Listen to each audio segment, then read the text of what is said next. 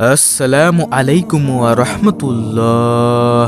প্রিয় দর্শক, আজকের ভিডিওতে আমি আপনাদেরকে জানাবো মাত্র 1 মিনিটের বিশাল সওয়াব কামানোর কতগুলো দোয়া ও আমল সম্পর্কে পর্ব 2-এ। এই আমলগুলো যদি আপনি মৃত্যুর আগ পর্যন্ত নিয়মিত করতে পারেন, ইনশাআল্লাহ আমি শতভাগ গ্যারান্টি দিয়ে বলতে পারি আপনার আমলনামায় অধিক পরিমাণে সওয়াবের ভান্ডার হয়ে যাবে ইনশাআল্লাহ। আমলগুলোর ফজিলত সহকারে আমি আপনাদেরকে ভিডিওতে বলবো। আমি বিশ্বাস করি যে ব্যক্তি আমল করতে ভালোবাসে, যে ব্যক্তি মহান রব্বুল আলামিনকে ভালোবাসেন, যে ব্যক্তি হযরত মুহাম্মদ সাল্লাল্লাহু আলাইহি ওয়াসাল্লামকে ভালোবাসেন, যে ব্যক্তি চায় যে তার আমলনামা সওয়াবে পরিপূর্ণ হোক, সে আজকের ভিডিওটি অবশ্যই সম্পূর্ণ দেখবে এবং এখান থেকে এই আমলগুলো শিখে পরবর্তীতে সেও মাত্র 1 মিনিটে বিশাল সওয়াব কামিয়ে নেবে ইনশাআল্লাহ। তাই প্রিয় দর্শক, আপনাদের কাছে অনুরোধ রইল ধৈর্য সহকারে সম্পূর্ণ ভিডিওটি দেখার জন্য।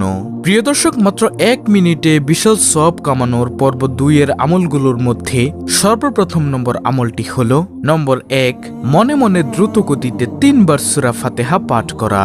এভাবে আমল করলে 1800-এর বেশি নেকি হাসিল করা যায়। এখন অনেকেই বলতে পারেন সূরা ফাতিহার ফজিলত কি কি? দর্শক, সূরা ফাতিহার কিছু ফজিলত নিচে উল্লেখ করা হলো। তার মধ্যে যেমন রোগ থেকে মুক্তি পাওয়া যায়।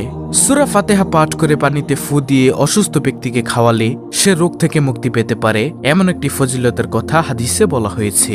বিপদ থেকে মুক্তি পাওয়া যায়।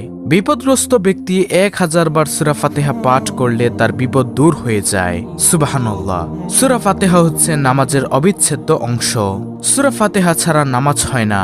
নামাজে এর তেলাওয়াত করা আবশ্যক। হাদিস শরীফে এমন ফজিলতের কথা উল্লেখ আছে। আল্লাহর সন্তুষ্টি অর্জন করা যায়। সূরা ফাতিহা পাঠ করে আল্লাহর কাছে দোয়া করলে আল্লাহ বান্দার দোয়া কবুল করেন, তারপরে দোয়া কবুল হয়। সূরা ফাতিহা একটি দোয়া যা পাঠ করে আল্লাহর কাছে চাইলে তিনি কবুল করেন। প্রিয় দর্শক, সূরা ফাতিহার ফজিলত ও বরকত অনেক অনেক বেশি। তাই বেশি বেশি করে সূরা ফাতিহা পাঠ করা উচিত এবং এর শিক্ষা অনুযায়ী জীবনযাপন করা উচিত। তাই যদি মাত্র 1 মিনিটে বিশাল সওয়াব কামাতে চান, তাহলে প্রতিদিন যত বেশি পারেন সূরা ফাতিহা তেলাওয়াত করবেন।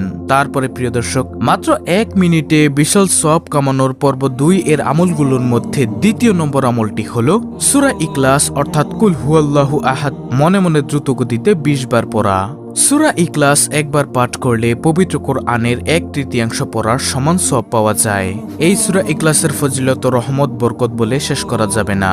সূরা ইখলাসের ফজিলত সম্পর্কে আমাদের চ্যানেলে অনেক ভিডিও আছে, আপনি চাইলে দেখে নিতে পারেন। তারপরে প্রিয় দর্শক, মাত্র 1 মিনিটে বিশাল সওয়াব কামানোর পর্ব 2-এর আমলগুলোর মধ্যে তৃতীয় নম্বর আমলটি হলো চেষ্টা করলে পবিত্র কোরআনের 1 পৃষ্ঠা পাঠ করা যায়। পবিত্র কোরআন পাঠের ফজিলতগুলো হলো আল্লাহর রহমত ও শান্তি পাওয়া যায়। পবিত্র কোরআন পাঠ করলে আল্লাহর রহমত ও শান্তি বর্ষিত হয় এবং শয়তানের কুমন্ত্রণা থেকে রক্ষা পাওয়া যায়। তারপরে অন্তরে প্রশান্তি পাওয়া যায়। কোরআন তেলাওয়াতের মাধ্যমে অন্তরে প্রশান্তি লাভ করা যায়, যা মানুষকে মানসিক শান্তি এনে দেয়। তারপরে সওয়াব অর্জন করা যায়। প্রতিটি অক্ষর পাঠের বিনিময়ে 10টি করে সওয়াব লাভ করা যায়। তারপরে কোরআন অনুযায়ী আমল। কোরআন অনুযায়ী আমলকারী সর্বোত্তম মুমিন হিসেবে বিবেচিত হন। এছাড়াও কিয়ামতের দিন সুপারিশ পাওয়া যায়। কিয়ামতের দিন পবিত্র কোরআন তেলাওয়াতকারীর জন্য সুপারিশ করবে, যা তার নাজাতের কারণ হবে এবং সম্মান ও মর্যাদা পাওয়া যায়। পবিত্র কোরআন তেলাওয়াতকারী ব্যক্তিকে আল্লাহ তাআলা সম্মানিত করবেন এবং কিয়ামতের দিন বিশেষ মর্যাদা দান করবেন। তারপরে জ্ঞান ও হেদায়েত পাওয়া যায়। পবিত্র কোরআন জ্ঞান ও হেদায়েতের উৎস, যা মানুষকে সঠিক পথ দেখায় এবং অন্ধকার থেকে আলোর দিকে নিয়ে যায়। তারপরে আল্লাহর নৈকট্য লাভ করা যায়। পবিত্র কোরআন তেলাওয়াতের মাধ্যমে আল্লাহর নৈকট্য লাভ করা যায় এবং তার সন্তুষ্টি অর্জন করা সহজ হয়। তারপরে বংশধরদের জন্য সুপারিশ। হাফেজে কোরআন অথবা কোরআন মুখস্থকারী তার বংশধরদের মধ্য থেকে 10 জনকে সুপারিশ করার সুযোগ পাবেন, যাদের জন্য জাহান্নাম অবতারিত ছিল। সুবহানাল্লাহ। প্রিয় দর্শক, পবিত্র কোরআন পাঠ করলে আপনি এই সওয়াবগুলো অর্জন করতে পারবেন। তারপরে মাত্র 1 মিনিটে বিশাল সওয়াব অর্জন করার চতুর্থ নম্বর আমলটি হলো পবিত্র কোরআনের ছোট্ট একটি আয়াত মুখস্থ করা যায়, যেমন সূরা হাশরের শেষ 3 আয়াত, আয়াতুল কুরসি ইত্যাদি। আরো অনেক ফজিলতপূর্ণ আমল রয়েছে যেগুলো আপনি মুখস্থ করতে পারেন, যার বিনিময়ে আপনি পাবেন অসংখ্য সওয়াব। তারপরে পঞ্চম নম্বরে হলো নিম্নোক্ত দোয়াটি 20 বার পড়া যায়। দোয়াটি হলো লা ইলাহা ইল্লাল্লাহু ওয়াহদাহু লা শারিকা লাহু লাহুল মুলকু ওয়া লাহুল হামদু ওয়া হুয়া আলা কুল্লি শাইইন কাদির।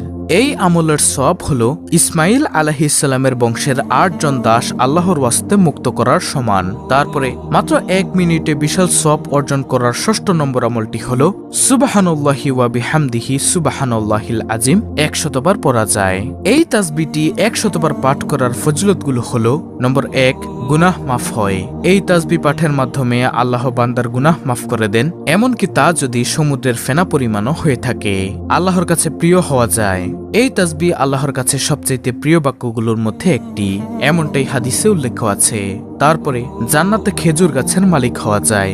যে ব্যক্তি সুবহানাল্লাহিল আজিম ওয়া বিহামদিহি পাঠ করে তার জন্য জান্নাতে একটি খেজুর গাছ রোপণ করা হয়।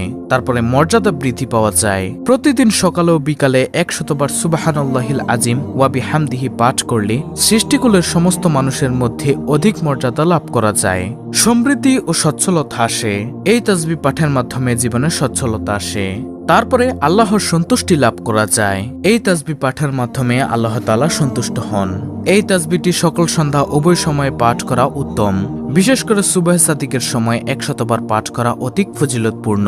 তারপরে প্রিয় দর্শক, মাত্র 1 মিনিটে বিশাল সওয়াব অর্জন করার সর্বশেষ 7 নম্বর আমলটি হলো, এটা আমি প্রথম পর্বেও বলেছি, দ্বিতীয় পর্বেও বলবো, এবং যদি তৃতীয় পর্ব বানাই তাহলেও বলবো, সব সময় ইস্তেগফার পাঠ করা। কারণ মাত্র 1 মিনিটে এর চেয়ে ছোট্ট আমল আর নেই। আপনি পাঠ করতে পারেন ছোট্ট একটি ইস্তেগফার, আস্তাগফিরুল্লাহ। প্রতিদিন যদি আপনি কমপক্ষে 100 বার এটি পাঠ করতে পারেন, ইনশাআল্লাহ আমি আশা করি আল্লাহ তাআলা আপনার গুনাহগুলো মাফ করে দিলেও দিতে পারেন। কারণ তওবা ইস্তেগফার হচ্ছে গুনাহ মাফের মাধ্যম। ইস্তেগফারের ফজিলত সম্পর্কে আমাদের চ্যানেলে অনেক ভিডিও আছে, আপনি চাইলে দেখতে পারেন। প্রিয় দর্শক, আমি পর্ব 2 এর 60টি আমল আপনাদেরকে সংক্ষেপে আবারও বলে দিচ্ছি, আপনারা স্ক্রিনশট নিয়ে নিন যেন দেখে দেখে পড়তে পারেন। নম্বর 1, সূরা ফাতিহা পাঠ করা কমপক্ষে 3 বার। নম্বর 2, সূরা ইখলাস পাঠ করা মনে মনে 20 বার। নম্বর 3, পবিত্র কোরআনের কমপক্ষে 1 পৃষ্ঠা পাঠ করা। নম্বর 4, পবিত্র কোরআনের ছোট ছোট আয়াত মুখস্থ করা। নম্বর 5, নিম্নোক্ত দোয়াটি 20 বার পাঠ করা যায়।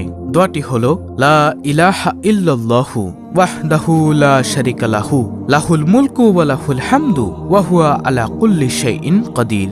নম্বর 6, সুবহানাল্লাহি ওয়া বিহামদিহি সুবহানাল্লাহিল আজিম 100 বার পড়া যায়। নম্বর 7, ইস্তেগফার পাঠ করা। এগুলো আপনারা প্রতিদিন যখনই সময় পান পড়বেন। তো এই ছিল আমাদের আজকের ভিডিও, অত্যন্ত গুরুত্বপূর্ণ একটি ভিডিও। ভিডিওটি ভালো লাগলে অবশ্যই চ্যানেলটিকে সাবস্ক্রাইব করে পাশে থাকা বেল বাটন অল বাজিয়ে দিবেন। ভিডিওটিতে একটি লাইক দিবেন এবং কমেন্টে আমিন লিখবেন এবং অন্য মুসলিম ভাই বোনদের কাছে ভিডিওটি শেয়ার করে দিবেন যেন তারাও দেখে শিখে আমলটি করতে পারে। আল্লাহ রাব্বুল আলামিন আমাদের সকলকে ছোট ছোট এই আমলগুলো প্রতিদিন জবানে জারি রাখার তৌফিক দান করুন। আমিন।